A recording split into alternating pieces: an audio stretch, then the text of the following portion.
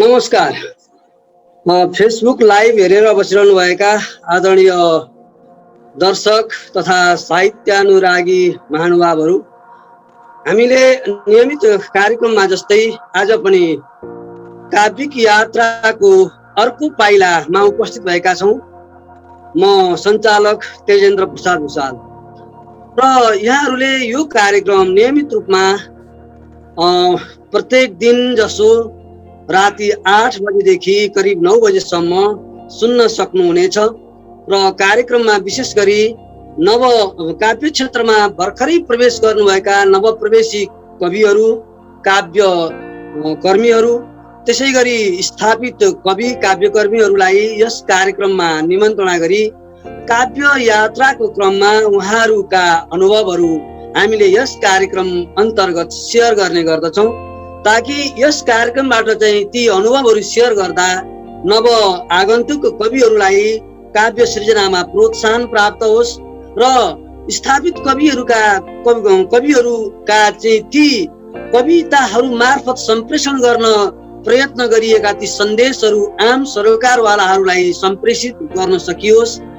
भन्ने उद्देश्यका साथ यो कार्यक्रम नियमित रूपमा सञ्चालन गर्दै गरेका छौँ। र आज हामीले चाहिँ यस कार्यक्रममा एकजना आदरणीय कविज्यूलाई निमन्त्रणा गरेका छौँ।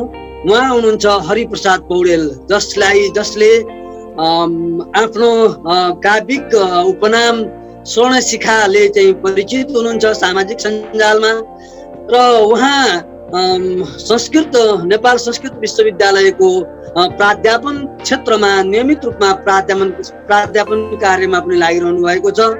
थप परिचय त हामीले उहाँबाटै प्राप्त गर्ने नै छौँ कार्यक्रमको क्रममा।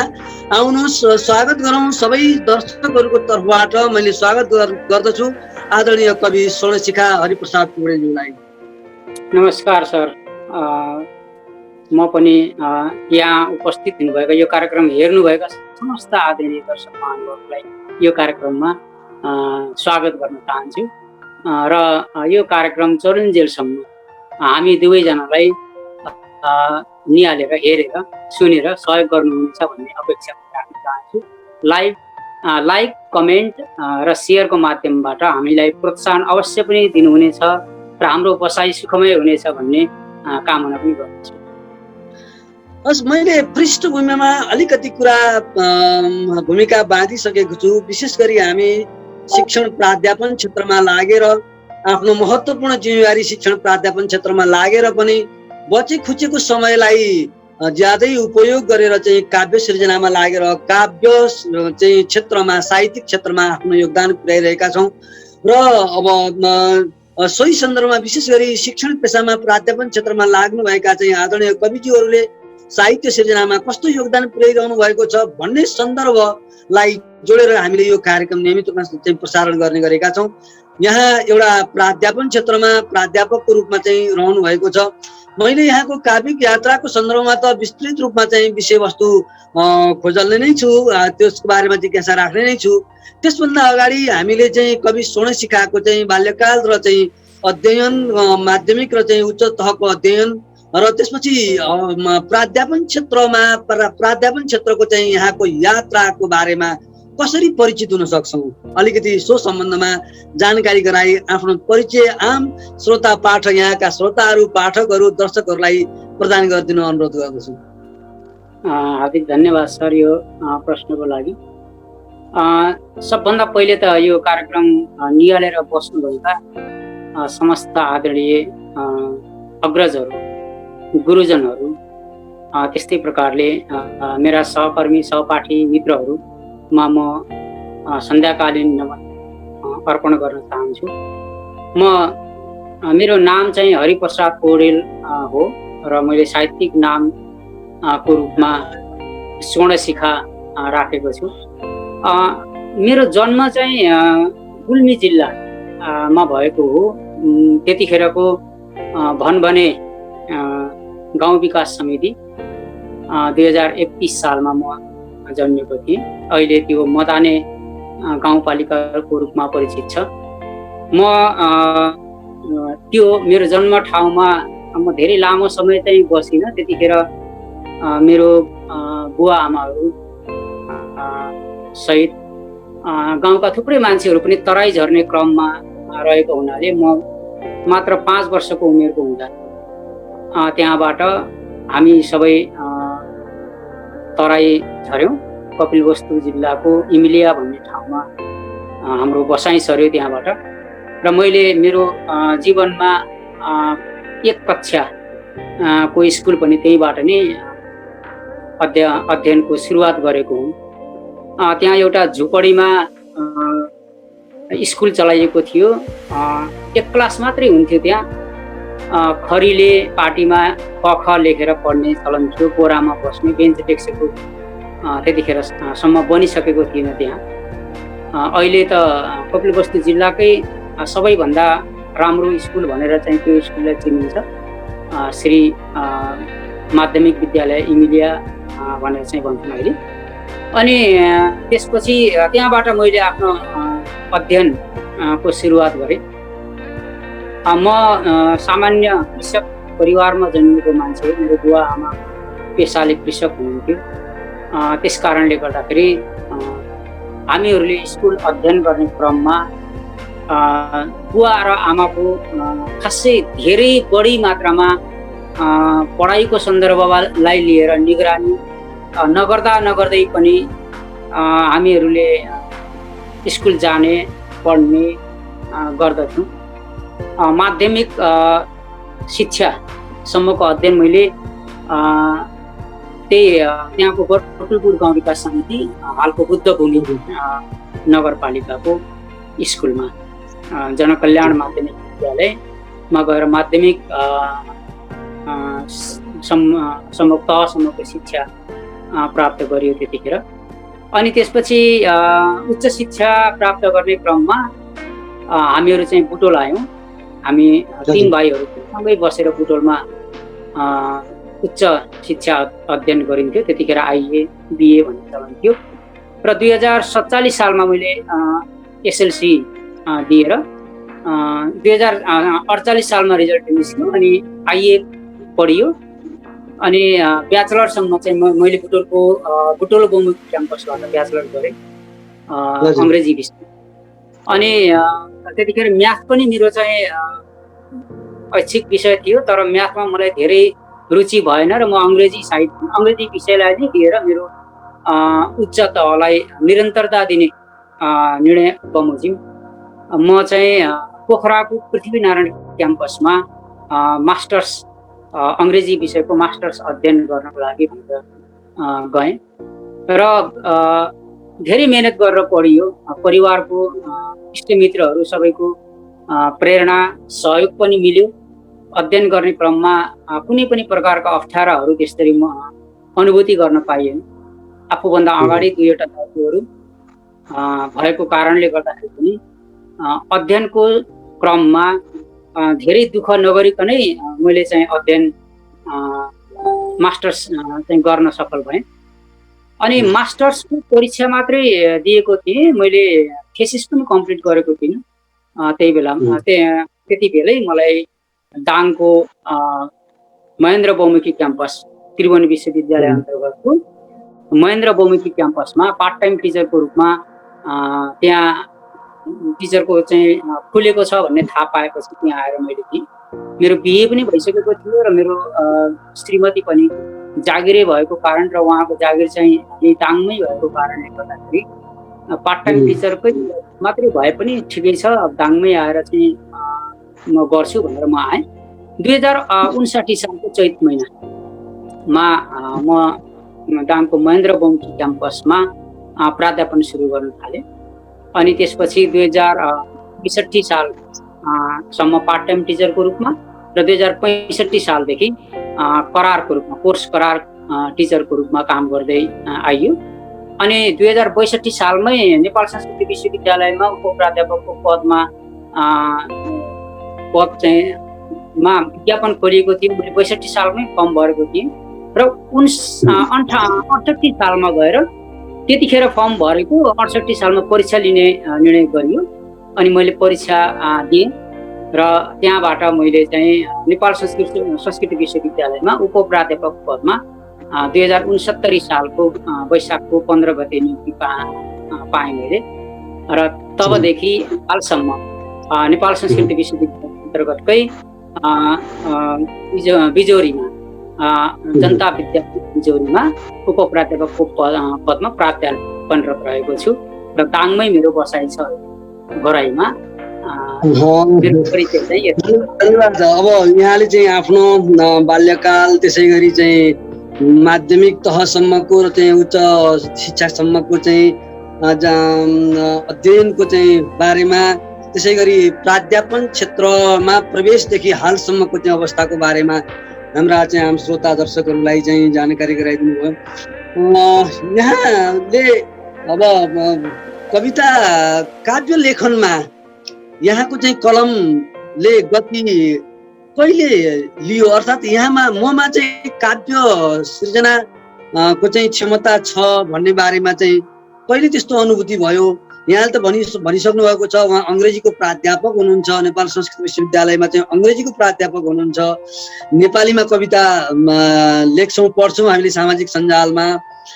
यहाँले चाहिँ यो नेपाली र अङ्ग्रेजी कविताहरू समानान्तर तरिकाले अगाडि लेख्दै जानुभएको छ कि नेपाली कविताहरू मात्रै छन् कि अङ्ग्रेजी कविता पनि लेख्नु भएको छ कि कसरी चाहिँ यो अङ्ग्रेजी विषयको हिसाबले मात्रै मैले यो जिज्ञासा राखेँ यहाँलाई? धन्यवाद सर यो जिज्ञासाको लागि। प्राय गरेर यो जिज्ञासाहरू चाहिँ सबैजसो कार्यक्रमहरूमा उठ्ने गर्छन्। मैले खास भन्नुहुन्छ भने म माध्यमिक शिक्षा अध्ययनकै अवस्थामा जतिखेर म सानो थिएँ त्यतिखेरै रेडियो नेपालबाट गीतहरू बज्ने गर्थे र रेडियो नेपालबाट गीतहरू बज्ने बेलामा निकै राम्रो लाग्थ्यो ती गीतहरू, खास गरी नारायण गोपालका गीतहरू चाहिँ मन पर्थ्यो। अनि त्यो गीतहरू धेरै सुन्ने भएको कारणले गर्दाखेरि म पनि गीत लेख्न सक्छु कि क्या हो, यसो प्रयास पो गर्नुपर्छ कि भन्ने खालको एउटा उद्वेग मनमा चाहिँ उत्पन्न भयो र मैले केही प्रयासहरू पनि गरेँ। तर अब त्यतिखेर आफूलाई गुनगुनाउँदै लेख्दै गर्दाखेरि राम्रो लागेको हुन्छ। अहिले आएर सम्झिन्छु खासै त्यति राम्रो गीतहरू चाहिँ मैले त्यतिखेर लेखेको रहेको छु। अनि एसएलसी दिइसकेपछि इन्टरमिडिएट र ब्याचलरको अध्ययनको सिलसिलामा जब हामी बुटवलमा थियौँ त्यतिखेर मुक्तक र गजल लेख्ने प्रचलन चाहिँ नेपाली साहित्य जगतमा चलिरहेको थियो र कतिपय मधुपर्क भयो त्यस्तै अन्य मासिक पत्रिकाहरूमा गजलहरू गीतहरू आउने मुक्तकहरू आउने गर्थे, उनलाई पढिन्थ्यो। त्यतिखेर एउटा मुक्तक मलाई पनि अहिले पनि याद छ। त्यो मुक्तक चाहिँ कसले लेखेको भन्ने चाहिँ मलाई थाहा छैन, तर साह्रै मन छोएको मुक्तक थियो त्यो। ओइलिएको रुखौमा पात सबै झरिसके, जिउँदो जस्तो लाग्छ तर आशा सबै मरिसके। यो दुईटा लाइन चाहिँ मलाई याद छ। यो दुईटा लाइनहरू चाहिँ यति राम्रो लाग्यो मलाई चाहिँ, मैले यो लाइनहरूलाई त्यतिखेर मेरो दिलमा मनमा एक प्रकारको छाप नै बस्यो र यस्ता लाइनहरू हामीले पनि त कोर्न सक्छौँ होला प्रयास गर्ने भए भन्ने खालको अलिकति त्यो मनमा चाहिँ चाहना लाग्यो। र अङ्ग्रेजी विषय मेजर इङ्ग्लिसको विद्यार्थी भएको कारणले अलिकति अङ्ग्रेजीमा हल्का अलिकति अरूको भन्दा नलेज भएको हुनाले केही कोर्ने।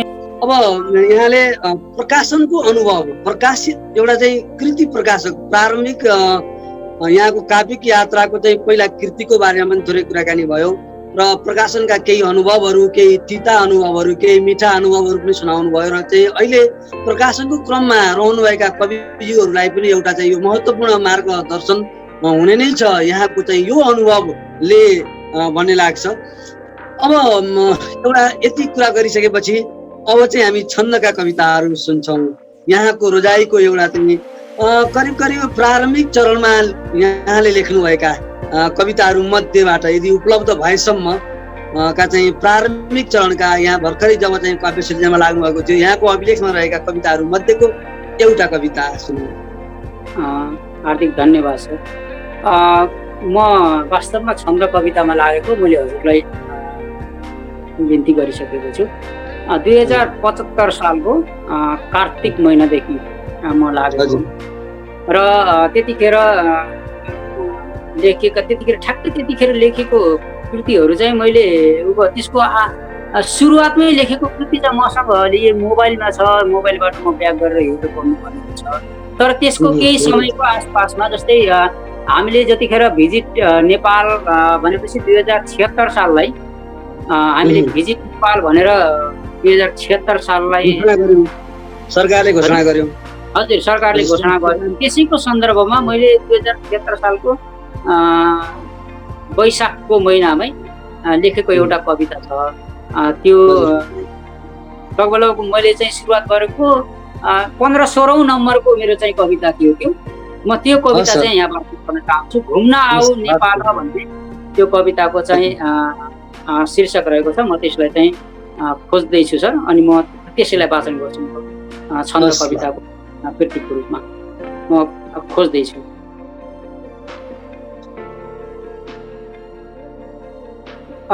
सुरुवातमा लेखेको, सुरुवाती चरणमा लेखेको कविता भएको हुनाले केही त्रुटिहरू पनि अवश्य पनि छन्। यहाँ अग्रजहरू हुनुहुन्छ, गुरुहरू हुनुहुन्छ, उहाँहरूले त्रुटिहरूलाई त्यसै अनुरूपले बुझिदिनु हुनेछ भन्ने म आशा गर्दछु। लेख्दै गइएको छ। अहिले ती त्रुटिहरू एक दुई ठाउँमा कतै देखिएको पनि छ, तर प्रकाशन गर्ने बेलामा राम्रोसँग एडिट गर्नु पर्ला भनेर चाहिँ त्यसलाई नजरअन्दाज गरेको अवस्था छ। त्यस कारणले त्यसलाई त्यसै अनुसारले बुझिदिनु होला भनेर चाहिँ म कविता सुरु शार्दुल विक्रीडित छन्दमा घुम्न आऊ नेपाल भन्ने कविताको शीर्षक छ। म सुरुवात गरिहालेँ। आऊ सौब यहाँ नियाल्न धरणी, हाँस्छिन्न नाग्रै भरी, पैयौँ लाल गुराँसको रूप धरी, नाच्छिन् परी किन्नरी।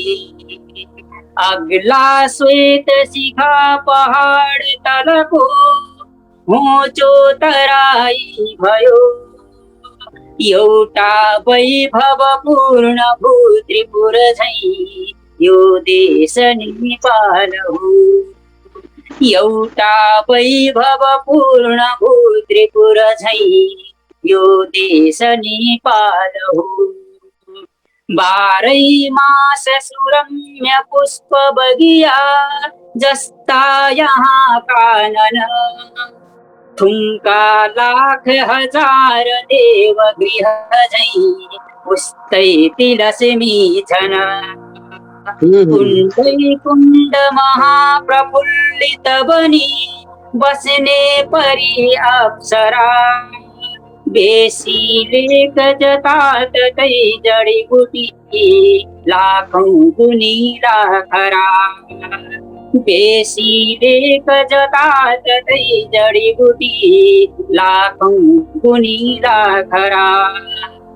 गर्दै नागिन चाल लाख सरिता पुग्छन् महासागर, काला घोर घना घटा बनिकनै फिर्छन् हिमाली घर। रम्छन् गीत र नाचमा मयूरती डाँफेर कोइली चरी, गुन्जिन्छन् सब कन्दरै पवनको पाए मिठो दौतरी। गुन्जिन्छन् सब कन्दरै पवनको पाए मिठो दौतरी। हाम्रो स्वागत देव झैं अतिथिको गर्ने पुरानो विधि, भोला भद्र भला दमी चलन हो हाम्रो अमूल्य निधि। दिन्छौं घुम्न भनी पवित्र मनले, निम्तो बडा प्रेमले, दिन्छौं यो शुभकामना सयरको सानन्दको हर्षले। दिन्छौं यो शुभकामना सयरको सानन्दको हर्षले। टारी खेत पहाडका भुमरिला चुल्ठा बुलुन सुन्दरी, बारी खेत मधेसका बितहरा घुम्टा भिरु सुन्दरी। आँखै पान सुधा गरुङ कुदरती मिठो छटा पोखरी, छागाका स्वर कर्ण खातिर बनुन् माधुर्य कादम्बरी छागाका स्वर कर्ण खातिर बनुन् माधुर्य कादम्बरी डाक्दै छन् वन पुञ्ज ताल नदले अग्ला सबै शैलले खोचा खोच उपत्यका प्रकृतिका पाषाण भूभागले सङ्गाली अनुभूति एक अति नै नौलो विचित्रै सरी जाऊ पावन चित्र यो मुलुकको बोकेर आँखै भरी सङ्गाली अनुभूति एक अति नै नौलो विचित्रै सरी जाऊ पावन चित्र यो मुलुकको बोकेर आँखै भरी। धन्यवाद। वास्तवमा यहाँले जुन कविता यहाँ वाचन गर्नुभयो यो केवल कविता थिएन, यो मातृभूमिको चाहिँ एउटा महात्म्य थियो है। मैले यसरी बुझेँ यहाँले कवितामा जे विषयवस्तुहरूलाई चाहिँ समेट्न कोसिस गर्नुभएको छ, समेट्नु भएको छ। यहाँ यो धराको चाहिँ यो चाहिँ नेपालको चाहिँ नेपाल आमाको चाहिँ जुन विशेषताहरूलाई चाहिँ समेट्नु भएको छ। वास्तवमा यो कविता होइन, एउटा काव्य हो, महाकाव्य हो चाहिँ एउटा भन्ने मेरो बुझाइ रह्यो यहाँले चाहिँ समेट्नु भएको विषयवस्तुलाई हेरेर। अब अर्को एउटा चाहिँ जिज्ञासा मैले के राखेँ भने अङ्ग्रेजी र नेपाली कविता समानान्तर तरिकाले लेखिरहनु भएको छ। हामीले पुराना स्थापित कविहरू जो हाम्रोभन्दा अघिल्लो पुस्ताका कविहरूले संस्कृतका चाहिँ ती महाकाव्यहरूलाई चाहिँ नेपालीमा भावानुवाद चाहिँ छन्दमै भावानुवाद गरेको चाहिँ थुप्रै कृतिहरू चाहिँ नेपाली साहित्य भण्डारमा छन्। हामीले यहाँ एउटा चाहिँ अङ्ग्रेजीको चाहिँ एउटा प्राध्यापक, अङ्ग्रेजीको विज्ञको हिसाबले, भाषा विज्ञको हिसाबले, अङ्ग्रेजीको चाहिँ प्राध्यापकको हिसाबले हामीले कुनै दिन अङ्ग्रेजीमा ख्याति कमाएका ती यहाँले अध्ययन गरेका चाहिँ ती काव्यहरूलाई नेपाली छन्दमा चाहिँ ती भावानुवाद पढ्न पाउँछौँ होला? मैले चाहिँ यो कुरा सोचिरहेको छु। त्योभन्दा अगाडि एउटा गर्ने मेरो चाहिँ योजना छ, कति सफल हुन्छ। हुन त साहित्य भनेको यो एउटा शाश्वत सत्य हो र साहित्य भनेको कुनै एउटा देश, कुनै एउटा जाति, धर्म, पेसा, वर्ग, क्षेत्रको पेवा होइन। मैले नेपाली भाषामा साहित्य लेखेको छु भने यदि मैले मेरो साहित्यलाई विश्वभर परिचित गराउन सक्छु भने त्यो मेरो साहित्य मात्रै होइन, मेरो नेपाली सम्पदा मात्रै होइन भन्ने म ठान्छु। जस्तै अहिले चाहिँ के भइरहेछ भन्दाखेरि नेपाली साहित्य जगत अन्तर्गत भित्रै पनि थुप्रै खालका नयाँ विधाहरूको एउटा खोजी कार्य भइरहेको छ एकातिर। अर्कोतिर विदेशतिरका अथवा चाहिँ बाहिरका काव्यहरूलाई, बाहिरका विधाहरूलाई नेपाली भाषामा अलिकति बढी महत्त्वका साथ दिएको, जस्तै गजल उर्दू भाषाबाट नेपालमा आएको हो र यसलाई अहिले यो एकदमै उर्वर भूमि बनिरहेको छ नेपाल गजलको लागि। त्यस्तै मेरो एउटा सोच के छ भने सरले राख्नु भएको जिज्ञासा भन्दा अगाडि अङ्ग्रेजी भाषामा मलाई कविताहरू मध्ये सबैभन्दा मनपर्ने चाहिँ सोनेट भन्ने विधा हो। कविता अन्तर्गतकै विधा हो, 14वटा लाइनमा लेखिएको कविता जसका विभिन्न खाले रूप स्वरूप संरचना हुन्छन्। इटालीबाट यसको सुरुवात भएको, पछि इङ्ग्लिस ल्याङ्ग्वेजमा इङ्ल्यान्डबाट पनि चाहिँ सेक्सपियर आदिहरूले यसलाई सुरुवात गरेर त्यो अहिले पनि लेखिँदैछ र त्यो विधा नेपाली छन्दसँग पनि मिल्ने। जस्तै त्यसमा के भन्छ भने त्यसलाई ब्ल्याङ्क भर्स भनेर भन्छ। याम्बिक पेन्टामिटर लाइन 10 सिलेबल, लघु गुरु लघु गुरु लघु गुरु लघु गुरु लघु गुरु गरेर चाहिँ 10वटा पद, पहिलो लघु दोस्रो गुरु भनेर चाहिँ त्यसरी चाहिँ सूत्रीकरण गरिएको छ। त्यसलाई त्यो विधालाई पनि यदि मैले चाहिँ अलिकति अझै काँचै छु, त्यति परिपक्व भइसकेको छैन। त्यस कारणले गर्दाखेरि यदि म केही लामो समयसम्म यो क्षेत्रमा चाहिँ लाग्न त लागिरहन्छु, त्यसमा दुईमत नै छैन। साहित्य लेखनको कुनै न कुनै एउटा स्टेपमा भनौँ म त्यो विधालाई नेपाली भाषा, नेपाली साहित्य अन्तर्गत आफ्नो तरिकाले कसरी त्यसलाई चाहिँ नेपालमा भित्राउन सकिन्छ भन्ने खालको एउटा सोचाइमा चाहिँ छु एउटा। र अर्को कुरा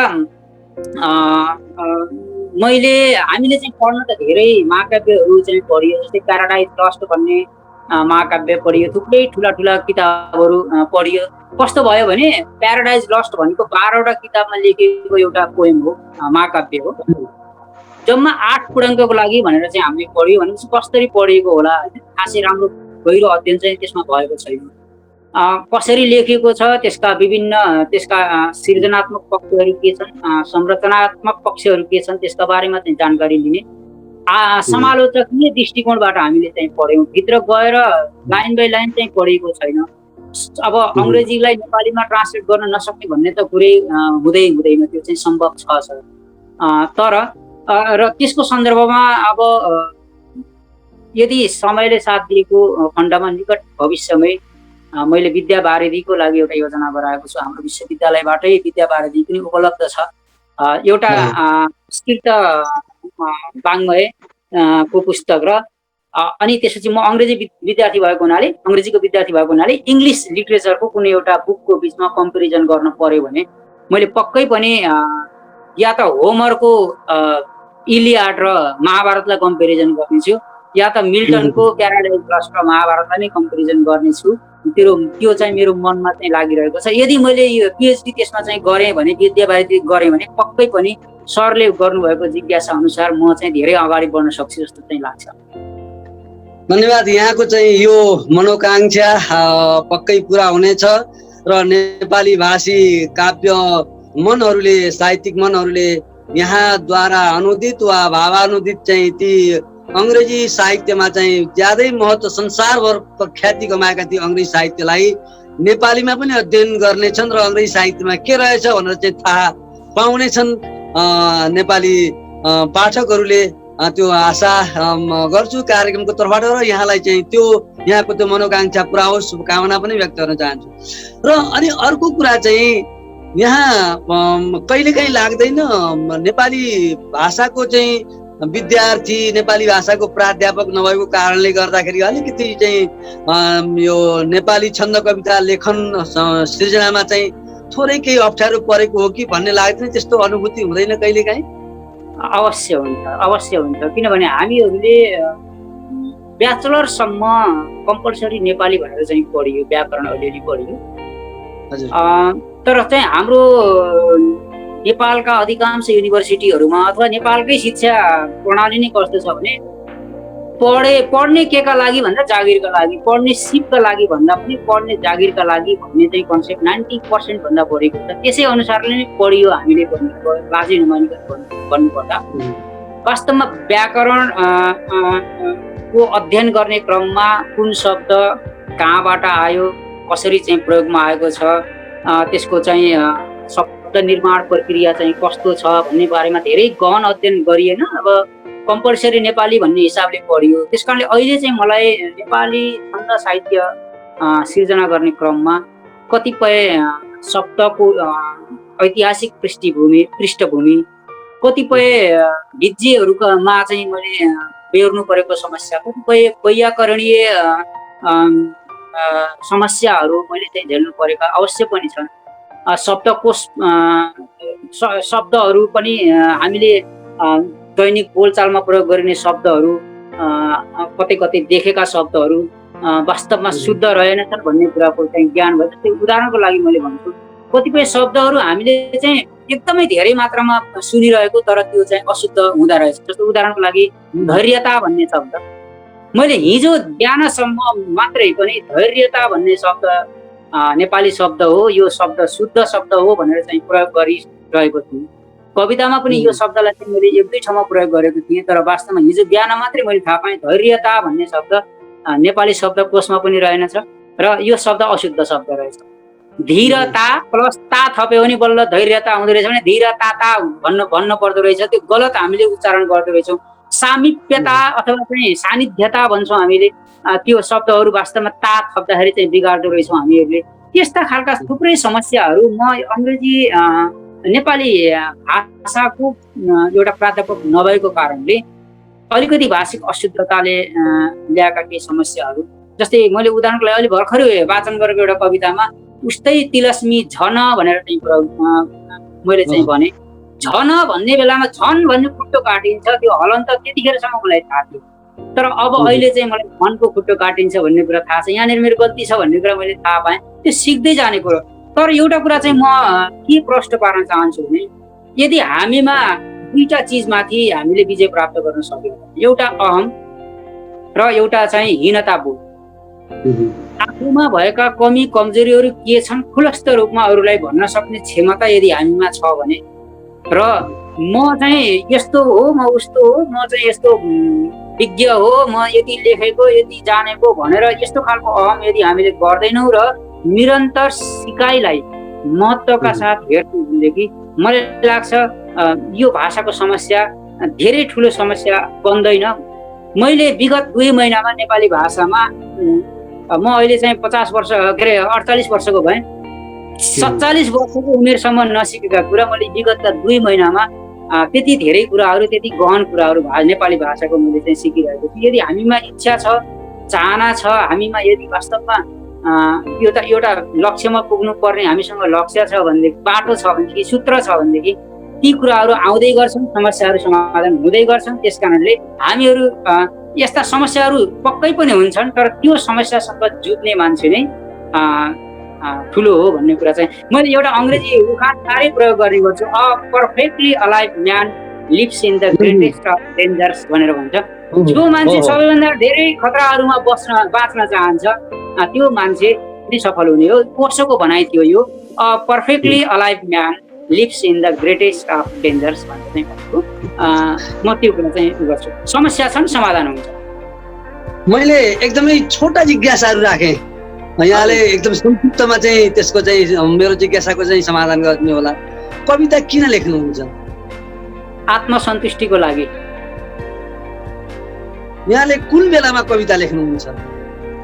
जतिखेर मनमा तनाव बढी भएको हुन्छ, जतिखेर काममा धेरै बिजी भएको हुन्छ, जुन दिनहरूमा त्यो दिन मैले कविता लेख्छु। कसको लागि लेख्नुहुन्छ कविता? म आफ्नो लागि पहिलो कुरा त आत्मसन्तुष्टि भनेपछि आफ्नो लागि लेख्छु। त्यस पछाडि मेरा सबै कविताहरू उपदेशमूलक भएको हुनाले जसले ज्ञान प्राप्त गर्न चाहन्छ उहाँ सूचना र ज्ञान प्राप्त गर्न चाहनेका लागि। अनि त्यसपछि यहाँले वास्तवमा यी विषयवस्तु भनेका हेर्दा सामान्य जिज्ञासा हुन्, तर काव्य सृजनाको सन्दर्भमा चाहिँ ज्यादै महत्त्वपूर्ण विषय पनि हुने, हेर्दा सामान्य तर महत्त्वपूर्ण। किनकि जुन कुराले चाहिँ कविहरूलाई चाहिँ मार्ग निर्देशन गर्छ, यिनै 3-4वटा चाहिँ जिज्ञासाहरूले कविहरूलाई चाहिँ आफ्नो काव्य लेखनमा चाहिँ निर्देशन गर्छ। त्यस कारणले गर्दा अब वास्तवमा कविता किन लेख्ने, कविता कसको लागि लेख्ने भन्ने सन्दर्भमा चाहिँ यदि कवि नै स्पष्ट हुन, सर्जकहरू नै स्पष्ट हुन सकेनन् भने जुन लक्ष्य छ, कविता लेखनको जुन लक्ष्य छ त्यो लक्ष्य पुरा हुन सक्दैन, तर लक्ष्य भेदन गर्न सक्दैन। त्यस कारणले गर्दा यहाँले पनि आफ्ना कविताहरू लेखनको क्रममा अधिकांश कविताहरूको विषयवस्तु केलाई चाहिँ प्राथमिकता दिएर चाहिँ विषयवस्तु बनाउनुहुन्छ कविता? मैले 3वटा चिजलाई चाहिँ प्राय गरेर अहिलेसम्म महत्त्व दिएको छु। माया, प्रीति, प्रेम, प्यार, यताउता भन्ने कुराहरू मैले बजारलाई दिइसकेको छु कवितालाई। यी कुराहरू कवितालाई यीबाट अलग राख्छु। 3टा चिज, एउटा देशको माटो, धरती जसले हामीलाई चाहिँ रगत दिएको छ, अन्न दिएको छ, हाम्रो मगज बनाउने खालका चाहिँ अन्नहरू पानीहरू दिएको छ, त्यसलाई चाहिँ एउटा महत्त्व दिन्छु। अर्को महत्त्व चाहिँ कविताले केही चिजहरू चाहिँ सिकाउनु पर्छ, मान्छेलाई सूचना दिनुपर्छ, ज्ञान दिनुपर्छ, बुद्धि विवेकको प्रसारण गर्नुपर्छ, त्यसलाई बढी महत्त्व दिएको छु। दोस्रो कुरा र तेस्रो कुरा, म आफू पनि एउटा साहित्यको समालोचनाको विद्यार्थी प्लस समालोचनाकै शिक्षक भएको कारणले कविता के हो, कविताको विषयवस्तु के हुनुपर्छ, अनि त्यसपछि कवितामा भाषाको प्रयोग चाहिँ कस्तो खालको हुनुपर्छ, बिम्बहरू चाहिँ कस्तो हुनुपर्छ, भावहरू कस्तो हुनुपर्छ भनेर समालोचकीय दृष्टिकोणका कविताहरू छन्। म सरलाई एउटा चाहिँ खुसीको खबर भन्दा पनि मेरो एउटा आफ्नो मैले गरिरहेको एउटा कामको बारेमा मैले एउटा खण्डकाव्य बनाउँदैछु छन्दमै। यो खण्डकाव्य विशुद्ध काव्य समालोचना हुनेछ। काव्य समालोचना अनि त्यसमा चाहिँ के छ भने प्रसङ्ग म भनिहालेँ, त्यस पछाडि म एउटा कविता पनि म हजुरलाई चाहिँ सुनाउने छु अनुमति भएपछि। त्यसमा के छ भने म जस्तै भर्खरै लेख्न मात्रै सिकिरहेको एउटा बबुरो कवि बाटोमा हिँडिरहेको हुन्छ, अनि हिँड्ने बेलामा कुनै एउटा पिपलको रुखमुनि अष्ट चिरञ्जीवी मध्येका हाम्रा चाहिँ व्यास कवि एउटा पिपलको रुखमुनि बसिरहेका हुन्छन्। ती कविलाई चाहिँ त्यो बबुरो कविले देख्छ, व्यास ऋषिलाई। अनि व्यास ऋषि भए ठाउँमा गएर त्यो कविले व्यास ऋषिलाई चाहिँ प्रश्न सोध्छन्, कि कविता के हो गुरुवर, कविता कस्तो हुनुपर्छ, कविता मैले चाहिँ खुब मन पराउँछु, तर मलाई यसको बारेमा धेरै ज्ञान छैन, मलाई यसको बारेमा ज्ञान दिनुहोस् भनेर व्यास ऋषिसँग त्यो भर्खरैको तन्नेरी बबुरो कविले केही प्रश्न सोध्छ। पहिलो प्रश्न हुन्छ उसको, कविता के हो? अनि व्यास कविता के हो त्यसलाई कवितामै भनिदिनुहुन्छ। व्यास ऋषि नै वक्ता हुनुहुन्छ त्यसमा, र श्रोता चाहिँ त्यो बबुरो कवि हुन्छ। कविता यस्तै प्रश्न गर्दै जाने क्रममा कविता के को निम्ति लेख्ने त, सिर्जना गर्ने त भन्ने प्रश्न फेरि त्यो बबुरो कविले व्यास ऋषिलाई राख्छन्। अनि व्यास ऋषिले त्यसको उत्तर दिएको प्रसङ्ग छ। त्यही कविता व्यासो वाच खण्डकाव्य मेरो योजनाको, यसमध्येको मैले 20वटा कविताहरू लेखिसकेको छु, 20वटा भइसकेका छन्। 20वटा मध्ये कविता के का लागि लेख्ने भनेर भनिएको सन्दर्भलाई व्यास कविले प्रश्न पारिदिएको कविता छ। म त्यो चाहिँ व्यासो वाच भनेर चाहिँ म सुनाउन चाहन्छु। शार्दूल विपरीत छन्दमै छ सर।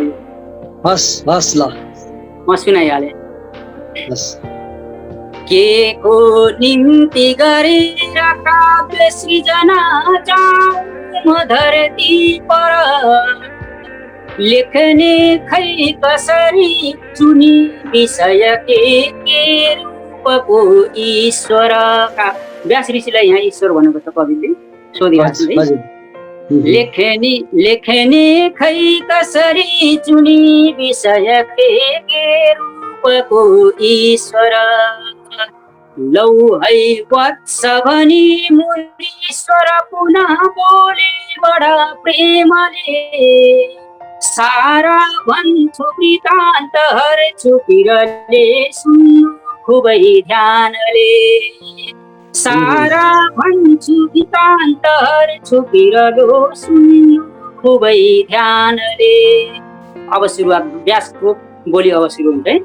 लेख्नै पर्छ भनेर होइन कविता लेखौँ गरी साधना, लेखौँ ध्यान गरेर लोकहितको गर्दै भला कामना, भाषा रूप स्वरूप उन्नत बनोस् यस्तै कुनै ध्येयले, लेखौँ मग्न पिएर पाठक बनुन् सौन्दर्यको पेयले, लेखौँ मग्न पिएर पाठक बनुन् सौन्दर्यको पेयले, हो संवेग प्रवेग वेग रचित्यो काव्य टौवासरी, हो सन्देश खुलस्त प्रश्न नभए त्यो काव्य कौवासरी, त्यस्तै केवल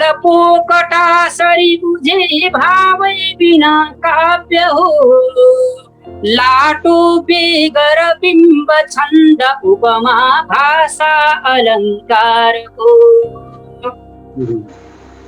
थुप्रो बेगर भाव ज्ञान गुणको साहित्यले गर्छ के, मात्रै पर्वत जिन्दगी रहितको पाषाणले गर्छ के, हेर्दा देख्न सकिन्छ हेर नभमा लाखौं सिताराहरू, एउटै सूर्य परन्तु चिर्छ जगका सारा अँध्याराहरू, एउटै सूर्य परन्तु चिर्छ जगका सारा अँध्याराहरू, पक्कै मर्छ कवित्व लोकप्रियता उद्देश्य राख्यौ भने, पक्कै मर्छ बटुल्न द्रव्य कविता उद्योग मान्छौ भने, तिम्रो कौशलता नखर्च बटुली फुक्ला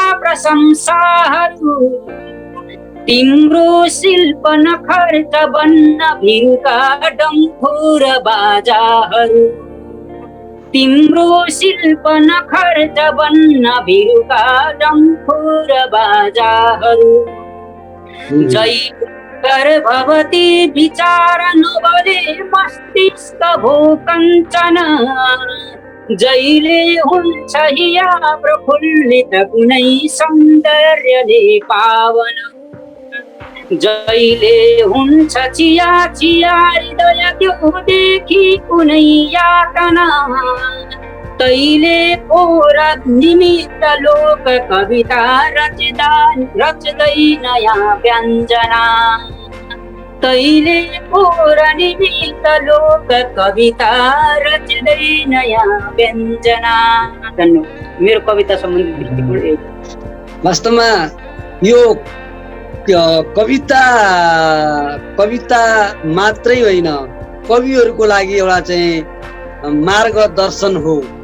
पक्कै पनि यहाँको यो काव्यले कविहरूलाई वास्तवमा कविता कस्तो हुनुपर्छ भनेर चाहिँ एउटा मार्गदर्शन गर्नेछ। र यो चाहिँ यहाँको यो काव्य अध्ययन पश्चात लेखिएका कोरिएका कविताहरू, कविताका चाहिँ मर्म, कविताका सिद्धान्त सबै कुराको चाहिँ समाविष्ट भएको कविता बन्ने छ, अपेक्षा गरौँ। मैले अर्को एउटा जिज्ञासा सबैसँग राख्ने जिज्ञासा हो यो पाठकहरूको चाहिँ किनकि अब हामीले कविता सिर्जना गर्छौँ, पाठकहरू हाम्रा चाहिँ साधनको रूपमा र साध्यता आम चाहिँ जनमानसमा चाहिँ यसको सन्देश, हाम्रा सन्देशहरू, हाम्रा मनमा उब्जेका सन्देशहरू सम्प्रेषण गर्नु नै यसको साधन, यसको साध्य भनेको। पाठकहरूलाई चाहिँ हामीले चाहिँ काव्य र पाठकलाई साधनको रूपमा प्रयोग गरिरहेका हुन्छौँ। ती पाठकहरूबाट चाहिँ हाम्रा कविताका सन्देशहरू चाहिँ सम्प्रेषण गर्ने हाम्रो प्रयत्न रहनेछ। तर पाठकहरूको चाहिँ जुन पठन संस्कृति छ यहाँको मूल्याङ्कनमा कस्तो, यो छन्दको कविताको चाहिँ पठन संस्कृति आम पाठकहरूमा कस्तो पाउनु भएको छ, कतिको सन्तुष्ट हुनुहुन्छ? धन्यवाद सर। पक्कै पनि यो पाठक र कविको बिचको सम्बन्ध अत्यन्तै महत्त्वपूर्ण सम्बन्ध हो जस्तो लाग्छ। र यो सम्बन्ध कस्तो छ त्यसमा पनि भर पर्छ। जस्तै सम्बन्ध कविले कस्तो खालको स्थापित गर्न सकेको छ भन्ने कुरा पनि महत्त्वपूर्ण हुन्छ होला जस्तो लाग्छ मलाई। मेरो विचारमा चाहिँ के छ भने एउटा कवि कुनै एउटा समुदायमा बस्ने व्यक्ति हो, एउटा कवि एउटा मान्छे हो। र एउटा मान्छेको रूपमा कविले बोध गरेका, कविले अनुभूत गरेका, कविले जिएका तौर तरिकाहरू, उसले चाहिँ भोग्दै आएका समस्या कतिसम्म उसले चाहिँ पाठकसँग प्रस्तुत गर्ने क्रममा कतिसम्म उसले चाहिँ साझा बनाउन सक्छ त्यो सवालहरूलाई, त्यसमा भर पर्छ कतिको पाठकहरूले उसलाई रुचाएका छन् अथवा छैनन् भन्ने कुरा। जस्तै मैले कुनै एउटा कविता लेखेँ, त्यो कवितामा एउटा भाव चाहिँ मैले दिन खोजेँ, विचारको सम्प्रेषण मैले गर्न खोजेँ, त्यो विचारहरू कतिको सत्य विचारहरू छन्, पहिलो कुरा चाहिँ त्यो महत्त्वपूर्ण हुन्छ। कतिको सत्य छ, कतिको भावनासँग मेल खाने कुरा छन्, कतिको मनलाई छुने विचारहरू छन्, मेरो उद्देश्य के छ, मैले कसरी लेखेको छु, के का लागि लेखेको छु भन्ने कुरा। यदि मैले लेखेका कविताका विचारहरू अधिकांश पाठकहरूका, मैले उठाएका प्रश्नहरू, सवालहरू अधिकांश पाठकका सवालहरू हुन् भने मैले जतिखेर कविता लेखेँ त्यतिखेर अथवा म जबसम्म बाँचेको छु त्यतिखेर ती कविताहरू पढिउन् नपढिउन्, तर कुनै न कुनै दिन ती कविताहरूलाई पाठकहरूले अवश्य पनि मनन गर्नेछन् भन्ने दृष्टिकोण चाहिँ मेरो छ। एउटा कुरा। दोस्रो कुरा के छ भने अहिले हाम्रो साहित्यिक जगतमा पनि एउटा राजनीतिको धेरै ठुलो छाप परेको जस्तो चाहिँ अनुभूति हुन्छ मलाई छ। कविहरू चाहिँ हामीहरू कविहरू भएका छौँ, तर एउटा कविले पालना गर्नुपर्ने शाश्वत नियमहरू चाहिँ के हुन्, उसले पालना गर्नुपर्ने आचार संहिताहरू के हुन् भन्ने कुरामा हामीहरू चाहिँ त्यति बढी, हामी कविहरू चाहिँ त्यति बढी सचेत हुन नसकेको हो कि भन्ने जस्तो लाग्छ। जस्तै कतिपय सामाजिक सञ्जालहरूमा गीतहरू, गजलहरू, कविताहरू हामीले देख्छौँ।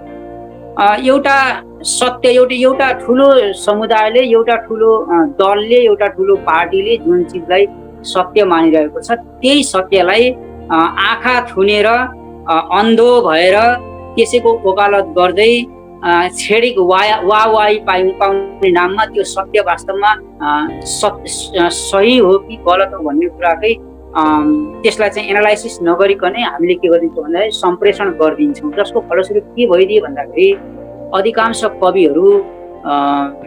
कविहरूको चाहिँ कुनै दलका, कुनै एउटा वर्गका, कुनै एउटा क्षेत्रका, कुनै लिङ्गका हुन पुगेको अवस्था चाहिँ पक्कै पनि छ। त्यसको यो चाहिँ साहित्यको लागि राम्रो विषय हो जस्तो चाहिँ मलाई लाग्दैन। जस्तै एउटा नारीले कविता लेख्यो भन्दैमा उसले सम्पूर्ण पुरुषहरूलाई गलत देखाएर नारीलाई मात्रै सही देखाएर कविता लेख्नुपर्छ भन्ने चाहिँ यो राम्रो कुरा चाहिँ होइन।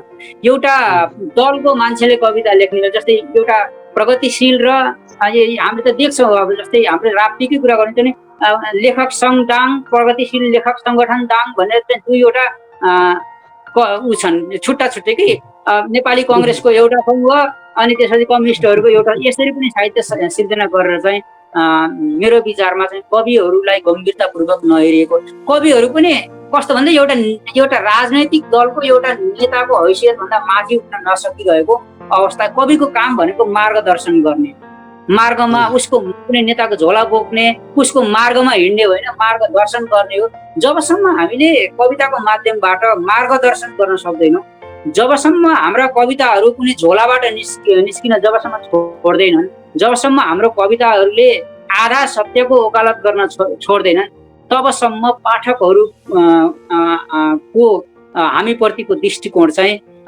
वास्तवमा चाहिँ पाठकहरू उदासीन अवश्य पनि हुनेछन्। तर यदि शाश्वत सत्यसँग सम्बन्धित भावहरूलाई यदि सत्य र तथ्य र यथार्थ भावहरूलाई हामीले सम्प्रेषण गर्न सक्यौँ भने अवश्य पनि छन्द कविता मात्रै नभएर हर प्रकारको साहित्यमा पाठकहरूको रुचि चाहिँ अवश्य पनि हुनेछ। एउटा कुरा यो भइरहेको छ। अर्को चाहिँ पाठकहरू घटेको जस्तो चाहिँ मलाई लाग्दैन सर। पुस्तक पढ्ने परम्परा चाहिँ घटेको हो। जस्तै कविताहरू अहिले के भइरहेछ भन्दाखेरि अधिकांश अब भर्खरै लेख्दै रहेका त 100% भनौँ स्थापित भएका अग्रज 2-4जना कविहरू बाहेक धेरै जसो कविहरूले आफ्ना कविताहरूलाई सामाजिक सञ्जालमा राखिदिनुहुन्छ, त्यहाँबाट पढिरहेकै हुन्छन्। पाठकहरू घटेको चाहिँ मैले मान्दिनँ, तर पुस्तक पढ्ने परम्परा चाहिँ घटेको छ। यो पुस्तक पढ्ने परम्परा घटेको कारणले नयाँ सर्जकहरूलाई अथवा चाहिँ साहित्यकारहरूलाई कृतिहरू प्रकाशन गर्नलाई निरुत्साहित चाहिँ अवश्य तुल्याएको हो। यो चरण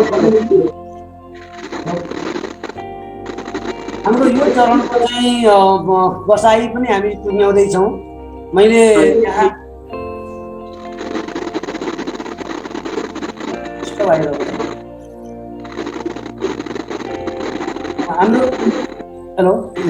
हाम्रो चाहिँ यो चरणको बसाइ पनि हामीले चाहिँ अब करिब टुङ्ग्याएका छौँ। हामीलाई आवाज सुनिरहनु भएको छ नि सर? मैले सुनिरहेको छु सर। हाम्रो यो बसाइलाई पनि यो 40 मिनटको चाहिँ यो बसाइ पनि टुङ्गिनै आँटेको छ। र यहाँ चाहिँ हामीलाई सीता शर्मा, चन्द्रावती अधिकारी, सौमया राई, यमुना नेउपाने, सुशीला ढकाल अधिकारी, चन्द्रावती अधिकारी, तुलसा पोखरेल, सुन्दरी घिमिरे खतिवडा, शोभा कडारी या कोइराला अनि खतिवडा हरिचरण र दयाराम हरियालज्यूले चाहिँ मिठा टिप्पणी सहित हामीलाई प्रोत्साहन प्रदान गर्नुभएको छ। उहाँहरूप्रति हामी दुवैको तर्फबाट चाहिँ मैले नमन टक्र्याएँ।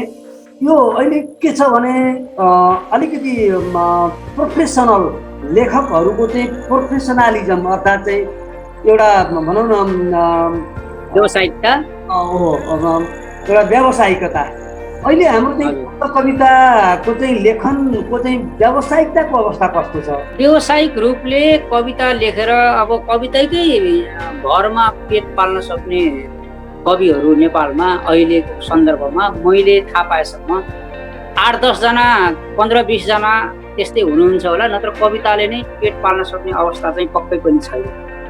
कविता अहिले चाहिँ कस्तो भयो भने उच्च मध्यम वर्गीय परिवारका मान्छेले सहजै लेख्ने र सहजै प्रकाशन गर्न सक्ने, मध्यम वर्गीय परिवारका मान्छेहरूले कविताहरू लेखेर आफ्नो अलिकति केही सुविधाहरूलाई कटाएर चाहिँ प्रकाशित गर्नुपर्ने त्यस्तो अवस्था छ। पाठकहरूको जुन पठन परम्परा जुन छ, पुस्तक पठन परम्परा चाहिँ अत्यन्तै न्यून रूपमा चाहिँ गइरहेको छ। अहिले त अब यो टेक्नोलोजीले गर्दाखेरि नै होला, सायद यो इन्टरनेट र इन्टरनेटको टेक्नोलोजीले गर्दाखेरि पनि पुस्तक नै पढ्ने परम्परा चाहिँ अहिले छैन। तर खास के छ भने यसलाई अलिकति मोडिफाई गरेर नयाँ तरिकाले यदि हामीले चाहिँ प्रयोग गर्न सक्यौँ भने पक्कै पनि यसको भविष्य राम्रो हुन्छ भन्ने चाहिँ लाग्छ। जस्तै एउटा हार्ड कपी किताबकै रूपमा साहित्यलाई सिर्जना गरेर लाइब्रेरीहरूमा चाहिँ गएर अध्ययन नगरे पनि विभिन्न खालका च्यानलहरूको माध्यमबाट हामीले युट्युबमा अथवा चाहिँ कुनै च्यानलहरूमा राखेर आफ्ना कवितालाई सशक्त कविताहरू बनाएर त्यसलाई चाहिँ वाचन गरेर राख्यो भनेदेखि त्यहाँबाट चाहिँ केही गर्न सकिन्छ होला। त्यो गर्न सक्ने व्यक्तिहरू चाहिँ कतिपय हुनुहुन्छ र कतिपयले चाहिँ त्यसैबाट पनि निर्वाह गुजारा गर्नुभएको छ। तर व्यावसायिक रूपमै कविता लेखेर पैसा कमाएर अहिले चाहिँ गुजारा चलाएर एकदमै राम्रो बन्ने कन्डिसन चाहिँ निकै कम मात्रै कविहरूको चाहिँ देखिरहेको छु। मलाई लाग्छ यसमा चाहिँ भविष्यमा चाहिँ केही नयाँ तौर तरिकाहरू अवश्य पनि सर्जकहरूले चाहिँ खोज्नु पर्ने छ, जसको माध्यमबाट हामी धेरैभन्दा धेरै पाठकहरूको हातमा अथवा चाहिँ उनीहरूको मोबाइल सेटहरूमा अथवा कम्प्युटरहरूमा पुग्न सकौँ र त्यसरी चाहिँ एउटा प्रोफेसनलिजमको डेभलप होस् भन्ने चाहिँ म त्यस्तो खालको चाहिँ आशामा चाहिँ छु। अब हामीले एउटा कविता सुन्छौँ। अब एउटा कविता सुनिसकेपछि यो साहित्यिक क्षेत्रमा चाहिँ राज्यको चाहिँ अभिभावकत्वको सन्दर्भमा अलिकति जिज्ञासा राख्नेछु। एउटा कविता सुनौँ। हुन्छ, म एउटा कविता सुनाउँछु र यो कविता मैले पहिला छान्दैछु सर। कविकै बारेमा लेखेको एउटा कविता छ। कवि हो भनेर चाहिँ भुजङ्ग प्रयाग छन्दमा मैले चाहिँ लेखेको कविता छ। व्यासोवाचक खण्डकाव्य अन्तर्गतकै कविता हो यो पनि। मैले त्यसमा समावेश गरेको छु। कवि के हो त भन्ने सन्दर्भमा कवि भुजङ्ग प्रयाग छन्दमा म सुरुवात गरिहालेँ। सिकरेमी तिमी हौ, नकरेमी तिमी हौ, सही शब्द गाँस्ने डकरेमी तिमी हौ, गुडी जानकारी र सन्देश दिन्छौ, भलायक सञ्चार गर्ने तिमी हौ, भलायक सञ्चार गर्ने तिमी हौ, कला पारखीका कलाका भकारी तिमी तर्कनाका बडा शिल्पकारी तिमी कल्पनाका बडा जोहरी हौ तिमी भावनाका छटा पोखरी हौ तिमी भावनाका छटा पोखरी हौ तिमी शब्द मथने मदानी खरा हौ तिमी भाव फल्ने धरा हौ गरा हौ र सौन्दर्यका हौ तिमी एक स्रष्टा र श्रृङ्गारका हौ तिमी खास द्रष्टा र श्रृङ्गारका हौ तिमी खास द्रष्टा तिमीबाट बग्छन् मिठा ज्ञान धारा तिमीबाट झर्छन् सबै सत्य सारा तिमी खोल्दछौ नेत्रका बन्द दृष्टि तिमी बोल्दछौ सत्यको हुन्छ वृष्टि तिमी बोल्दछौ सत्यको हुन्छ वृष्टि तिमी मार्गदर्शक यो चेतनाका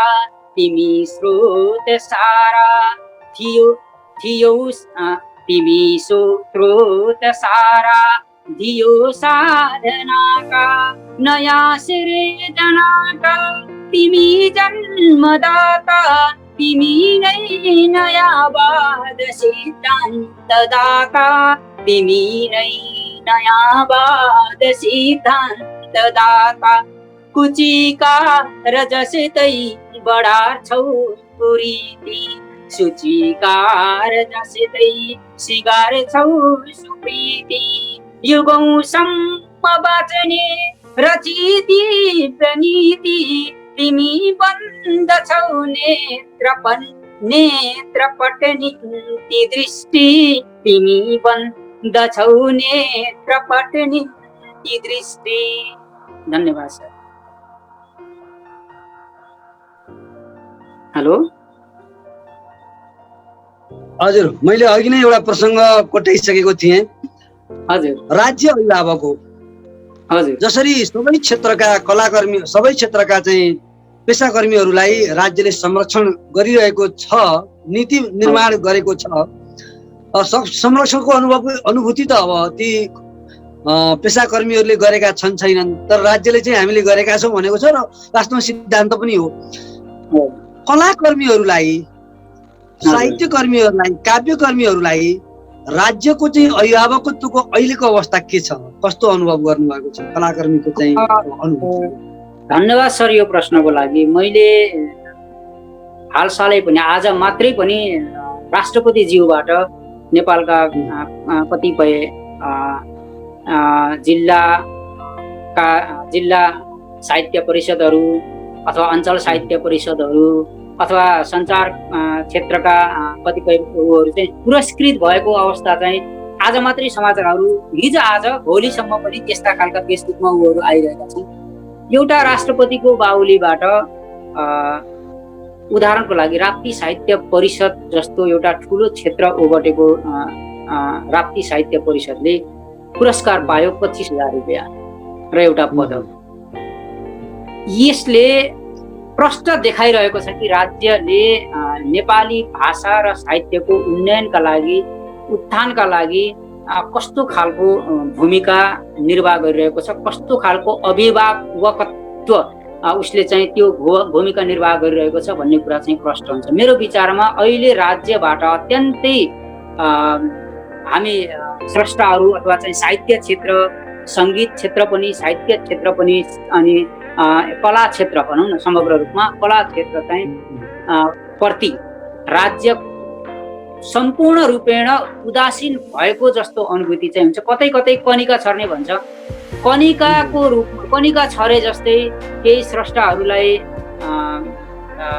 स्रष्टाहरूलाई अथवा केही साहित्यिक सङ्घ संस्थाहरूलाई पुरस्कृत गरेको देखिए तापनि दीर्घकालीन रूपमा स्रष्टाहरूलाई हौसला प्रदान गर्नको लागि, उनीहरूलाई प्रेरणा प्रदान गर्नको लागि र साहित्य सिर्जनालाई प्रोफेसनल बनाउनको लागि सरकारले खेल्न पर्ने भूमिकाहरू जस्तो खेलिरहेको छ त्यसमा धेरै मात्रामा परिमार्जन र धेरै मात्रामा राम्रो बन्नुपर्ने अवस्था चाहिँ देखिरहेको छ। यतिले पुग्दैन। कुनै पनि देशको पहिचान, कुनै पनि राष्ट्रको पहिचानलाई अगाडि बढाउने चाहिँ कला र साहित्यले सबैभन्दा ठुलो भूमिका खेलिरहेको हुन्छ। राजनीति गर्ने मान्छेले चाहिँ देशको नाम भत्ताभुङ्गै बिगारेर चाहिँ लथालिङ्गै पारिरहेको अवस्थामा कविहरूले, कलाकर्मीहरूले त्यसलाई चाहिँ सुधारिरहेको, त्यो क्षतिपूर्ति गरिरहेको अवस्था छ। तर तिनीहरूप्रति राज्य वास्तवमा उदासीन हुनु यो साहित्य क्षेत्रको लागि राम्रो सन्देश चाहिँ पक्कै पनि होइन जस्तो मलाई चाहिँ लाग्छ। अब मैले अर्को जिज्ञासा राखेँ, नवोदित स्रष्टाहरूलाई चाहिँ स्थापित चाहिँ कविहरूको चाहिँ अभिभावकत्व वा चाहिँ मार्गदर्शन कस्तो पाउनु भएको छ? म मेरो आफ्नो सन्दर्भमा मैले भन्दाखेरि म एउटा नवोदित स्रष्टा नै हो। म भर्खरै सिक्दैछु, केही कविताहरू लेखेँ, थुप्रै कुराहरू सिक्नुपर्ने छ। यदि मैले ममा अझै कमी कमजोरीहरू छन्, मैले धेरै कुराहरू सिक्नु छ, धेरै जान्नु छ, मेरो अग्रजहरूसँग चाहिँ मैले धेरै ज्ञानहरू लिनुपर्ने छ, मेरो क्षेत्रमा म खारिनु पर्ने छ, ममा जति छ त्यो यथेष्ट छैन, पर्याप्त छैन भन्ने खालको भावना यदि ममा छ र म यही भावना लिएर कुनै अग्रज स्रष्टासँग, दाजुहरूसँग, अग्रज गुरुहरूसँग यो भावनाको साथमा जान्छु भने अवश्य पनि उहाँहरूले हामीलाई चाहिँ राम्रोसँग सिकाउनुहुन्छ, हामीलाई राम्रो मार्गनिर्देशन दिनुहुन्छ, राम्रो ज्ञानहरू दिनुहुन्छ, राम्रा सिद्धान्तहरूले चाहिँ हामीलाई चाहिँ पोषित गर्नुहुन्छ भन्ने मलाई लाग्छ। एउटा चाहिँ कुरा पक्कै पनि हो, साहित्य क्षेत्रमा लाग्ने नवोदित स्रष्टाहरूले दुईटा चिजहरू यदि आफूसँग पाल्नुहुन्छ, मैले अगाडि पनि भने एउटा अहम र अर्को चाहिँ हीनताबोध। मैले गल्ती गर्छु कि, मैले जान्दिनँ कि, मैले यो लेखेँ भने गल्ती हुने हो कि, मैले चाहिँ कसैलाई देखायो भनेदेखि म सानो हुने हो कि होइन, अनि चाहिँ मैले चाहिँ मैले यसले जान्दो रहन्छ भन्छन् कि भन्ने कुरा यदि सोचेर आफ्ना सृजनाहरूलाई आफूसँग राखेर त्यसलाई चाहिँ बाहिर कुनै जान्ने व्यक्तिको सानिध्यमा यदि हामीले चाहिँ सिक्दैनौँ भनेदेखि हाम्रो सिकाइ चाहिँ पक्कै पनि अधुरो हुन्छ, परिपक्व हुन्छ जस्तो चाहिँ मलाई लाग्दैन। यदि वास्तवमै सिक्ने भावना लिएर विनम्रतापूर्वक, एउटा चेलो शिष्य भनेको जहिले पनि विनम्र हुनै पर्छ। ऊ चाहिँ गुरुभन्दा बढी ज्ञान हुन सक्छ, गुरुले भन्दा बढी सिप उसले लिन सक्छ भविष्यमा, अर्कै कुरा हो त्यो। तर सिक्ने क्रममा एउटा शिष्य नम्र विनम्र हुन सक्यो भने, अहमलाई त्याग्यो भने, अहममाथि विजय प्राप्त गर्यो भने, हीनताबोधमाथि विजय प्राप्त गर्यो भने अवश्य पनि हाम्रो अग्रजहरूको दिल यति ठुलो छ। उहाँ किनभने जो अग्रज हुनुहुन्छ, जो बुद्धिजीवी हुनुहुन्छ, उहाँहरूले पक्कै पनि कमजोरलाई माथि उठाउने प्रयत्न नै गर्नुहुन्छ। तर यदि कुनै अग्रज भई टोपल्नु भएको छ कोही, म अग्रज हो भन्ने, अग्रजमै अहम छ भने त्यस्तो अग्रजहरूबाट त सिक्नुपर्ने पनि केही पनि छैन, केही प्राप्त गर्नु पनि सकिँदैन, मलाई त्यस्तो लाग्छ। जहाँसम्म मेरो सवाल छ सर, यदि कुनै म चाहिँ गजल अथवा छन्द कवितामा जति जानेको छु, मसँग भएको ज्ञानलाई म चाहिँ पोख्न चाहन्छु, कसैले लिन चाहन्छु म दिन चाहन्छु होइन, म लुकाउन चाहन्छु। अब हामी करिब कार्यक्रमको अन्त्यमा छौँ। यहाँले अङ्ग्रेजीमा पनि कविता लेख्नु भएको छ, अङ्ग्रेजीको विद्यार्थी, अङ्ग्रेजीको प्राध्यापन कार्यमा संलग्न हुनुहुन्छ। यहाँको एउटा अङ्ग्रेजी कविता चाहिँ सुनिएन भने यो कार्यक्रम चाहिँ अपुरो हुन्छ। तर अङ्ग्रेजीको जुन बोध धेरै चाहिँ हाम्रा श्रोताहरूलाई, दर्शकहरूलाई नहुन सक्छ, त्यसको भाव पनि व्यक्त गरिदिनु होला। त्यस पछाडि एउटा अङ्ग्रेजी कविता यहाँ सम्भव छ भने है, सम्भव छ भने म सम्भव छ, मैले मोबाइललाई चाहिँ यस्तो गराएर मैले चाहिँ मेरो फाइल र सरलाई अर्को एउटा रिक्वेस्ट गर्छु, धेरै साथीहरूले एउटासम्म भए पनि गजल चाहिँ गुनगुनाउनु होला सर भन्ने चाहिँ मलाई म्यासेज पठाउनु भएको छ। त्यस कारणले म एउटा गजल पनि गुनगुनाउन चाहन्छु र त्योभन्दा अगाडि मोबाइलमा मैले एउटा अङ्ग्रेजी कविता, मैले लेखेको एउटा अङ्ग्रेजी कवितालाई म सुनाउन चाहन्छु। म फाइल खोज्दैछु ब्याक गरेर। अहिले मलाई देखिराख्नु भएको छ सर? अहिले एकछिन क्यामेरा अफ भयो। ए ल, म क्यामेरा अफ गरेँ, म फाइलतिर जाँदैछु, किनभने त्यो सरले चाहिँ अङ्ग्रेजी कविता खोज्नु होला जस्तो चाहिँ लागेको थिएन। त्यस कारणले मैले बाहिर ननिकालिकन बसेको थिएँ, यहाँ फाइलहरूमा छ, म हेर्दैछु। म फाइल भेटाइसकेको छु। अब त्यसमध्ये म एउटा चाहिँ कविता छान्दैछु।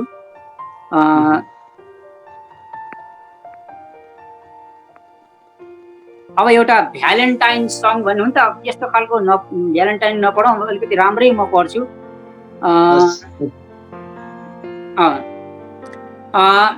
कन्फेसन अफ अ सेल्फ भनेर चाहिँ कविताको शीर्षक रहेको छ। अर्थात् एउटा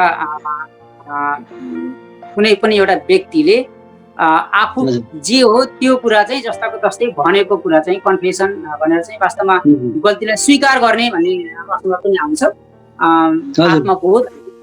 त्यसैमा चाहिँ म एउटा लेखेको छु।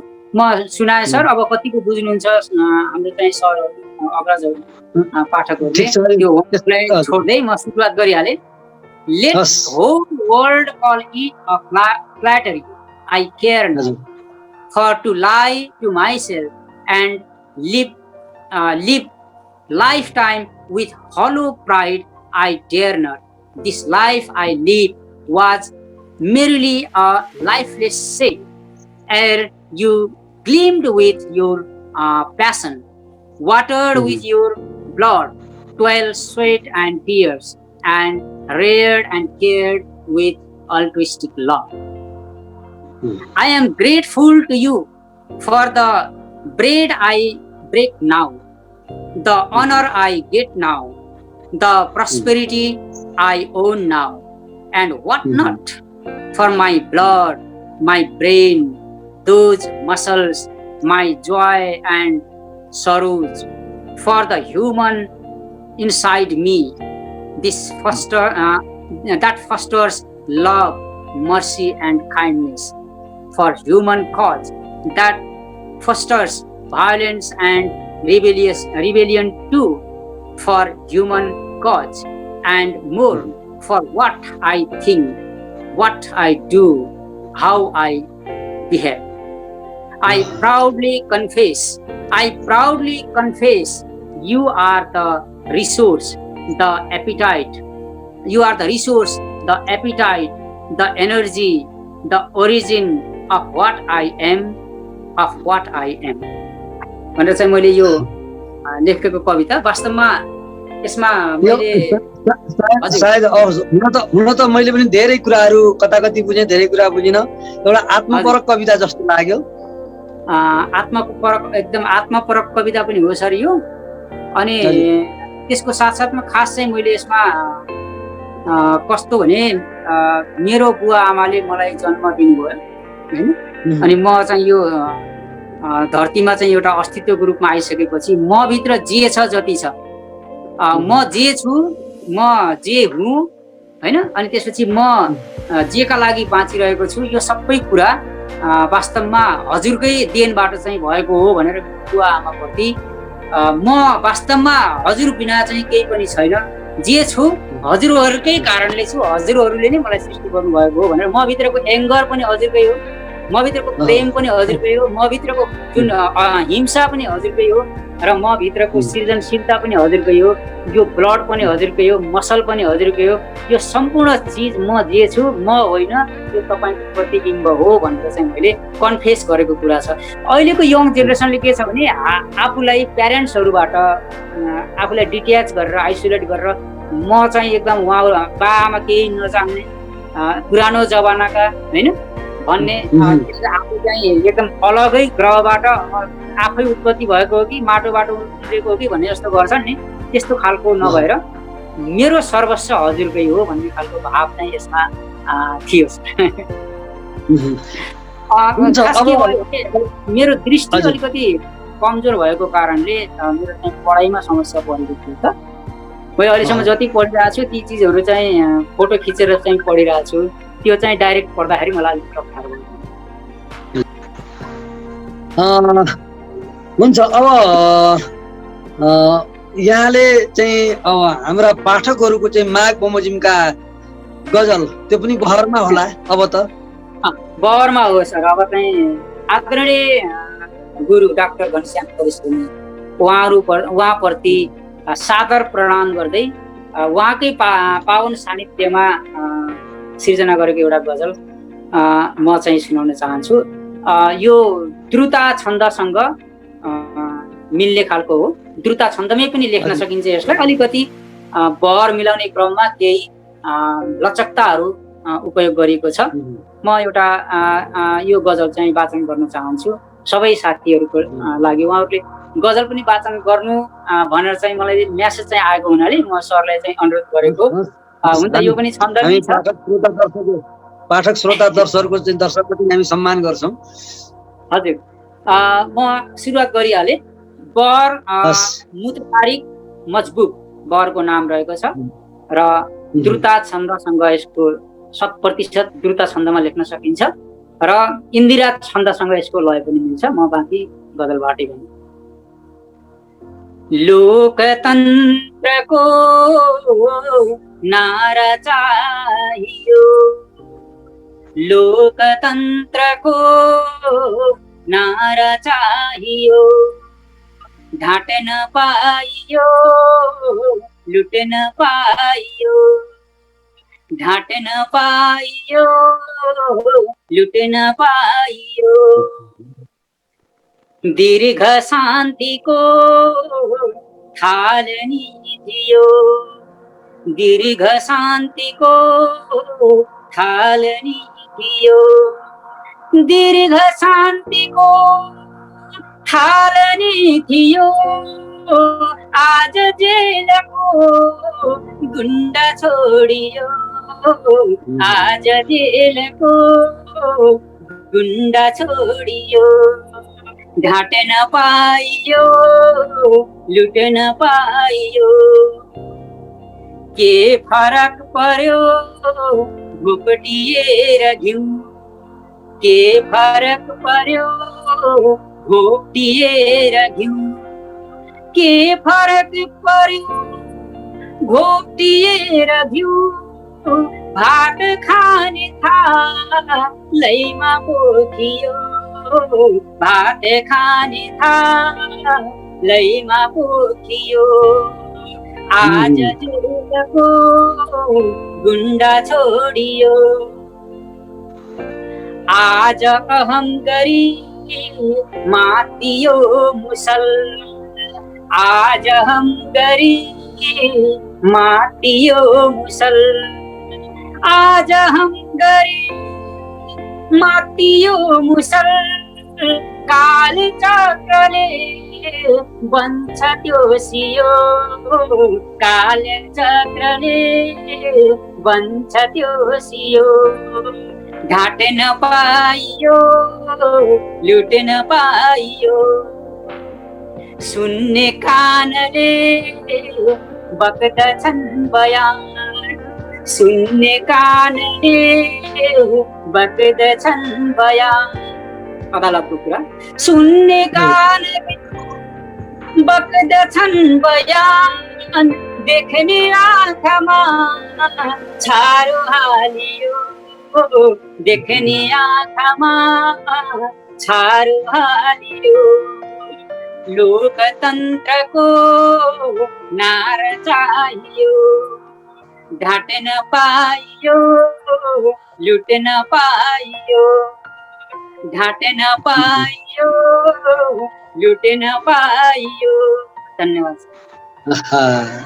वास्तवमा समसामयिक राजनीतिक विषय प्रति चाहिँ प्रहार गर्दै यहाँले चाहिँ जुन सन्देश कविता मार्फत चाहिँ सम्प्रेषण गर्नुभएको छ यो साँच्चै नै चोटिलो छ र यसले चाहिँ समग्र वर्तमान राजनैतिक चाहिँ जुन विसङ्गति व्यथिति र विसङ्गतिलाई चाहिँ उजागर गरेको छ। यो सम्बन्धित निकायको सम्बन्धित व्यक्तिको कानसम्म कार्यक्रम मार्फत पुगोस् आशा गरौँ र यहाँ को चाहिँ अब अस्वस्थताको बावजुद पनि हाम्रो कार्यक्रममा चाहिँ निरन्तर निकै लामो समय करिब 1 घण्टा 20 मिनटसम्म हामी संवाद गरिरहेका छौँ, बसिरहनु भएको छ। यहाँलाई असुविधा भएको छ मैले बुझेको छु, तैपनि आम चाहिँ दर्शकहरूको चाहिँ यहाँको चाहिँ प्रेरणाले हामीलाई चाहिँ अझै हामीलाई त्यो चाहिँ व्यथा त्यो चाहिँ असहजतालाई चाहिँ हामीलाई लागेको छ।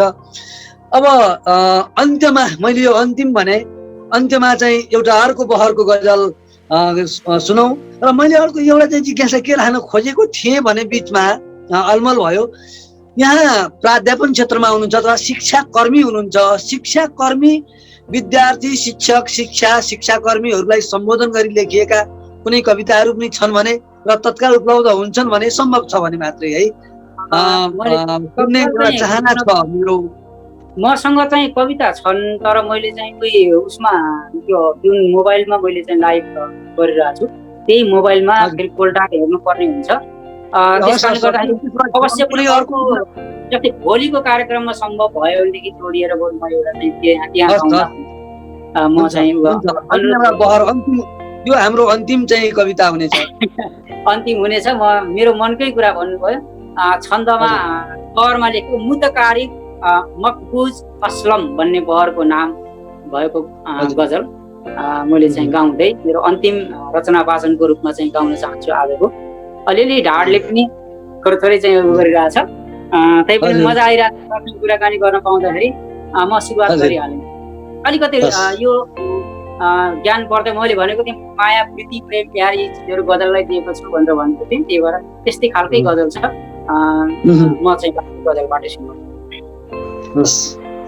क्षमा तनमा छ धार किन्तु कटेन त्यसमै तयार किन्तु क्षमा तनमा छ धार किन्तु छुकटेन त्यसमै तयार किन्तु खरो छ बोली शराब जस्तो खरो छ बोली शराब जस्तो छ प्यार दिलमा अपार किन्तु छ प्यार दिलमा अपार किन्तु म मान्छु सुन्दर छ रूप तिम्रो म मान्छु सुन्दर छ रूप तिम्रो म मान्छु सुन्दर छ रूप तिम्रो म मान्छु सुन्दर छ रूप तिम्रो नथाप त्यसको बजार किन्तु नथाप त्यसको बजार किन्तु क्षमा लाग्ने बदन अचम्मै क्षमा लाग्ने बदन अचम्मै क्षमा लाग्ने बदन अचम्मै दुरुस्त लाग्छ कटार किन्तु लाग्छ कटार किन्तु नथाप त्यसको बजार किन्तु नथाप त्यसको बजार किन्तु छ दोष स्वीकार छु स्वर्णमानी छ दोष स्वीकार छु स्वर्णमानी छ दोष स्वीकार छु स्वर्णमानी यही छ सुन्दर उपहार किन्तु यही छ सुन्दर उपहार किन्तु क्षमा तनमा छ धार किन्तु छुकटेन त्यसमै तयार किन्तु छुकटेन त्यसमै तयार किन्तु। धन्यवाद।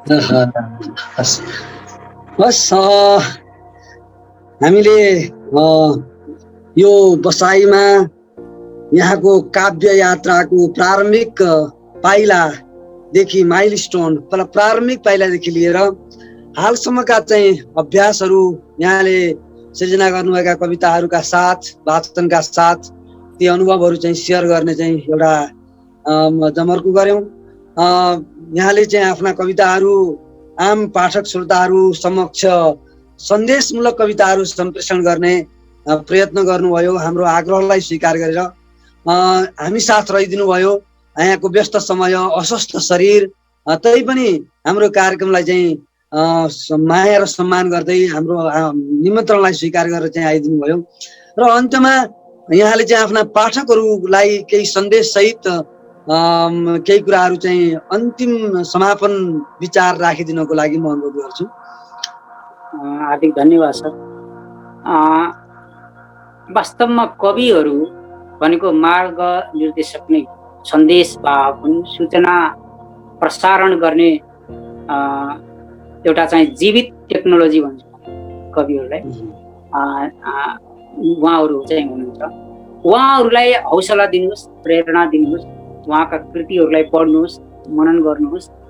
उहाँहरूले एउटा कविले कुनै पनि रचनाहरू सिर्जना गर्ने बेलामा धेरै दिमाग, धेरै मस्तिष्कसँग माथापछि गरेर चाहिँ उसले त्यो सिर्जना निकालेको हुन्छ। त्यसमा प्रयोग गरिएका जुन भाषा छ, जुन भाव छ, जुन विषयवस्तु छ, त्यो अत्यन्तै गहनतम दृष्टिकोणबाट ती चिजहरू चाहिँ आएका हुन्छन्। त्यसलाई मनन गरेर गर्ने चाहिँ प्रयत्न गर्नुहोस्, हौसला दिनुहोस्। र साहित्यलाई साहित्यिक पुस्तकहरूलाई प्रकाशन गरेका साहित्यिक पुस्तकहरूलाई पढिदिनुहोस्। र म अहिले अर्को पनि एउटा अनुरोध गर्न चाहन्छु। कतिपय अहिले त के छ भने पुस्तकहरू बिक्री हुँदैनन् भन्दै कविहरूले विमोचन हुने ठाउँहरूमा अथवा चाहिँ कहीँ गएर आफ्ना पुस्तकहरू चाहिँ छ्यासछ्यासै त्यतिकै त्यहाँ उपस्थित भएका मान्छेहरूलाई चाहिँ दिने जुन गरिएको छ, यो सिस्टम चाहिँ मलाई ठिक लाग्दैन। हामीले फोकटमा फ्रीमा कसैलाई पुस्तक दियौँ भनेर त्यो पुस्तक लिने व्यक्तिले गएर अध्ययन गर्छ, यसको 95% ग्यारेन्टी छ उसले चाहिँ गर्दैन। उसले चाहिँ के गर्छन्, फ्रीमा पाएको चिजलाई कसैले पनि बढी महत्त्व दिँदैन र हामीले पनि फ्रीमा लिनु हुँदैन। कमसेकम विमोचनको अवसरमा उपस्थित हुने बेलामा हामीले कसैको कृतिलाई उसको मूल्य जति छ त्यति मूल्य चाहिँ तिरेर चाहिँ किनौँ। अनि हाम्रो पनि त्यस्तै प्रकारले चाहिँ हामीले चाहिँ दियौँ र त्यो खालको एउटा चाहिँ पठन परम्पराको विकास पाठकहरूले गर्नुपर्छ, मनन गर्नुपर्छ। कुनै एउटा साहित्यकारले दुःख गरेर लेखेका कृतिहरूलाई हल्का रूपमा त्यसलाई चाहिँ राम्रोसँग नपढिकन त्यसलाई चाहिँ आलोचना अथवा रिभ्यू गर्नु चाहिँ त्यति उचित हुँदैन, बुझेर गरौँ भन्ने अनुरोध म चाहिँ सबैलाई गर्न चाहन्छु। र साहित्य र कलाको माध्यमबाट जीवनलाई सुन्दर गराउन सकिन्छ, जीवनलाई सार्थक बनाउन सकिन्छ, चाहे त्यो पढेर होस् चाहे त्यो लेखेर होस्। र त्यही उसमा चाहिँ सबै लाग्नुपर्छ भन्ने मेरो धारणा राख्न चाहन्छु यसै कार्यक्रमको माध्यमबाट। हस्, यहाँको यो अर्को कुरा चाहिँ सर म फेरि अलिकति मलाई यो कार्यक्रममा उपस्थित भएर भलाकुसारी गर्ने र आफ्ना केही विचारहरूलाई म आफूलाई अभिव्यक्त गर्ने एउटा चाहिँ प्लेटफर्म प्रदान गरिदिनु भएकोमा म सर लगायत समस्त टिमलाई म हार्दिक आभार, टिमप्रति हार्दिक आभार व्यक्त गर्न चाहन्छु, धन्यवाद दिन चाहन्छु। र हाम्रो भलाकुसारीलाई सुनेर त्यसलाई चाहिँ त्यसबाट मनोरञ्जन लिएर राम्रा राम्रा मिठा मिठा कमेन्ट गरी हौसला दिनुहुने समस्त आदरणीय व्यक्तित्वहरू, अग्रज व्यक्तित्वहरू, सबै आदरणीय व्यक्तित्व हुनुहुन्छ, सबैप्रति म कृतज्ञता ज्ञापन गर्न चाहन्छु, हार्दिक नमन टक्राउन चाहन्छु। र यस पछाडि बिट मार्नको लागि म सरलाई नै भन्न चाहन्छु। हस्, धन्यवाद। अब आम श्रोता, दर्शक, पाठक सम्पूर्णमा आजको कार्यक्रम निहालेर हामीलाई प्रोत्साहन प्रदान गर्नुभएकोमा आदरणीय अतिथिज्यूले जस्तै मेरो तर्फबाट पनि हार्दिक नमन टक्र्याउँदछु।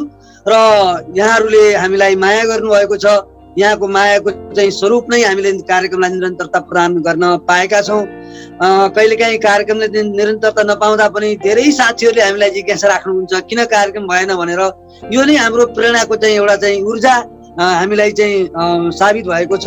आगामी दिनहरूमा पनि हामीले कविहरूलाई यहाँ कार्यक्रममा निमन्त्रणा गर्नेछौँ र उहाँका चाहिँ अनुभूतिहरू पनि कार्यक्रम मार्फत पस्किने नै छौँ।